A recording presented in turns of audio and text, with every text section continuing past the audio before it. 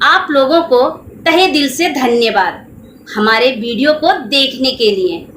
भारत में 5 ऐसी संस्थाएं हैं जिसमें फ्री का ज्ञान दिया जाता है और आपके पास यदि टाइम है तो आप भी उन संस्थाओं से जुड़ सकते हैं। इसके लिए आपको कोई अतिरिक्त चार्ज नहीं देना पड़ेगा। तो चलिए मैं उन संस्थाओं का नाम आपको बता देती हूँ। पहला व्हाट्सएप, दूसरा ट्रेन का जनरल डिब्बा, तीसरा पान का ठेला, चौथा दारू का भट्ठी और पांचवा नाई का दुकान। इन संस्थाओं में लोग इकट्ठा होकर अपना फ्री का ज्ञान देते रहते हैं। तो चलिए आज की जो मेरी कहानी है एक नाई के दुकान से शुरू होती है।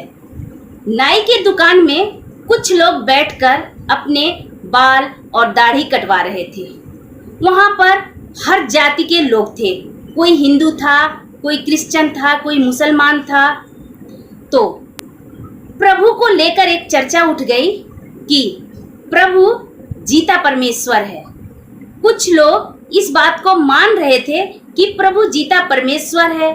आज भी प्रभु के द्वारा नए नए चमत्कार होते हैं। जो लोग प्रभु में भरोसा करते हैं उनका असंभव कार्य भी संभव हो जाता है और उनके जीवन में एक से बढ़कर एक चमत्कार होते रहता है। बस आपको प्रभु में भरोसा करना है। तभी नाई ने कहा, ऐसा कुछ नहीं होता, मैं नहीं मानता कि परमेश्वर जिंदा है। ये सब सिर्फ कहने और सुनने की बातें हैं। कुछ लोग अपना धर्म प्रचार करने के लिए मनगढ़ंत कहानियां बना लेते हैं और लोगों को सुनाते हैं। ऐसा कुछ नहीं होता। यदि परमेश्वर जिंदा होता तो आप लोग हमारे बस्ती में जाकर देखिए, कितने बच्चे भूख से तड़प रहे हैं, कितने लोग बीमारी से मर रहे हैं, कितने लोगों के पास एक से बढ़कर एक समस्याएं हैं। यदि परमेश्वर होता तो क्या उसे लोगों की समस्याएं नहीं दिखाई पड़ती? मैं नहीं मानता कि परमेश्वर है। यदि परमेश्वर होता तो उसे लोगों के दुख जरूर दिखाई पड़ते। वहां पर एक बहुत ज्ञानी इंसान बैठा हुआ था, लेकिन वह कुछ बोल नहीं रहा था। उसने सोचा, यदि मैं इस बीच में कुछ बोलूंगा तो लोग मुझसे लड़ जाएंगे। वह चुपचाप इन लोगों की बातें सुन रहा था। तभी अचानक उस दुकान पर एक आदमी आया जिसका दाढ़ी बहुत बड़ा बड़ा था और वो लग ऐसा रहा था कि वह कई दिनों से नहाया भी नहीं है।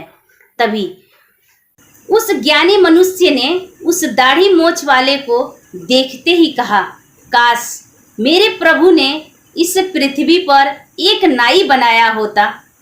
उस नाई ने उस ज्ञानी मनुष्य का मुंह देखते हुए कहा, भाई साहब आप क्या बक रहे हो कि इस पृथ्वी पर एक नाई बनाया होता? इस पृथ्वी पर कितने सारे नाई हैं और मैं भी तो एक नाई हूँ, आप ऐसा क्यों कह रहे हो? बोला, यदि इस पृथ्वी पर कोई नाई होता तो इस मनुष्य को देखो, इसका इतने बड़े बड़े दाढ़ी मोछ कैसे होते। यदि नाई होता तो इसके दाढ़ी मोछ निश्चित ही काट दिया होता। तो मुझे तो ऐसा लगता है कि इस पृथ्वी पर कोई नाई नहीं है। उस नाई ने कहा, इसमें नाई की क्या गलती? इस मनुष्य ने ही अपनी दाढ़ी मोछ नहीं कटवाना चाहता, इसलिए यह किसी नाई के पास नहीं गया होगा।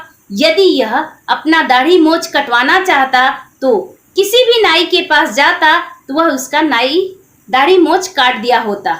तो उस ज्ञानी मनुष्य ने कहा, भाई साहब मैं आपके मुंह से बस यही शब्द सुनना चाहता था कि इसमें नाई की क्या गलती, यानी हमारे प्रभु की क्या गलती। प्रभु ने सभी मनुष्य को बनाया है और जिसके पास कोई दुख है, कोई बीमारी है या उसके जीवन में कोई समस्या है तो उसे प्रभु के पास जाना होगा, उसे अपने दुख बताने होंगे, तभी तो प्रभु उसके दुखों को दूर करेगा। जिस तरह आपके दाढ़ी मोछ बड़े हो जाते हैं तो आपको एक नाई खोज के उसके पास जाना होता है अपनी दाढ़ी मोछ कटाने के लिए, उसी तरह अपने दुखों और परेशानियों को दूर करने के लिए आपको प्रभु को खोजकर उनके पास जाना होगा, उन पे आपको भरोसा करना होगा। तभी जाके आपका दुखों का अंत होगा।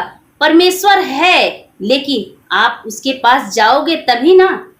आप सोच रहे हो कि नाई आपको खोज कर आपके घर आकर आपका दाढ़ी मोछ बना देगा, तो ये कार्य एक नाई भी नहीं करेगा, तो फिर परमेश्वर कैसे करेगा।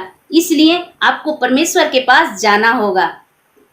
सब लोगों ने जोर से ताली बजाई और कहा, वाह भाई वाह, क्या बात कही आपने। तभी एक मुस्लिम भाई ने कहा, हाँ आपकी सब बात सही है, लेकिन सबसे महान अल्लाह है। तभी एक हिंदू बोला, नहीं नहीं, सबसे महान तो शंकर भगवान है। तभी एक ने कहा, सबसे महान साईं बाबा हैं।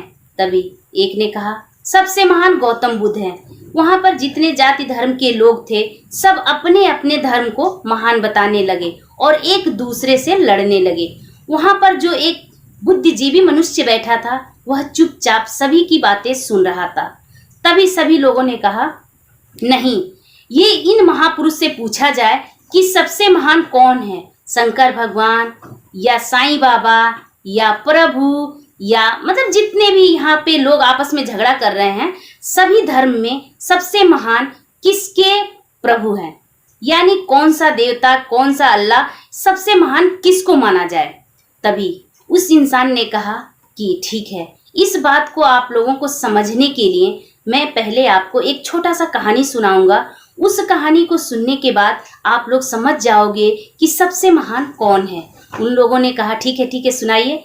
फिर उसने कहा, एक गांव में 5 अंधा रहते थे और पांचों कभी हाथी को नहीं देखा था। उन लोगों ने बस हाथी के बारे में हल्का फुल्का सुना था। तभी अचानक उस गांव में एक हाथी आई और किसी ने उन 5 अंधों को जाकर कहा कि हमारे गांव में हाथी आई है। उस 5 अंधों ने सोचा कि हम लोग के पास तो आंखें हैं नहीं, लेकिन हम लोग हाथी को छूकर तो महसूस कर ही सकते हैं कि हाथी कैसी होती है। उन 5 ने निश्चय किया कि अब हम लोग जाकर हाथी को छूकर देखेंगे कि हाथी आखिर होता कैसा है। फिर वे 5 हाथी के पास गए और हाथी को जो हाथी का मालिक था उससे कहा कि मुझे आपके हाथी को छूना है, क्योंकि हम लोग अंधे हैं और देख नहीं सकते। तो उस हाथी के मालिक ने कहा, बेशक आप छूकर देख सकते हैं। वह 5 अंधे उस हाथी को छूने लगे। पहला अंधा सबसे पहले हाथी का सूंड पकड़ा और उसने फील किया कि हाथी एक हाथ के जैसा, मनुष्य के हाथ के जैसा होती है। दूसरे ने हाथी का पूंछ पकड़ा, उसे लगा हाथी एक झाड़ू जैसा होता है। तीसरे ने हाथी का पेट पकड़ा, उसे लगा हाथी एक दीवार के जैसा होती है। चौथे ने हाथी का कान पकड़ा और उसे लगा हाथी हाथ का पंखा जो होता है वैसा होती है। हाथी को छूकर सब संतुष्ट हो गए तो अपने अपने घर को जाने लगे और रास्ते में हाथी पर चर्चा करने लगे। जिसने हाथी का पूंछ छुआ था उसने कहा हाथी एक झाड़ू की तरह होता है। जिसने हाथी का कान छुआ था उसने कहा हाथी एक हाथ की पंखे की तरह होता है। जिसने हाथी का पेट छुआ था उसने कहा हाथी एक दीवार की तरह होता है। जिसने हाथी के सूंड छुए थे उसने कहा हाथी एक मनुष्य के हाथ की तरह होता है।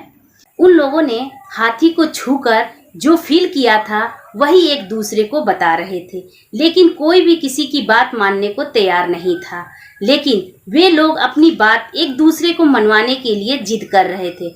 ऐसा लग रहा था कि अब वे लोग आपस में ही लड़ लेंगे।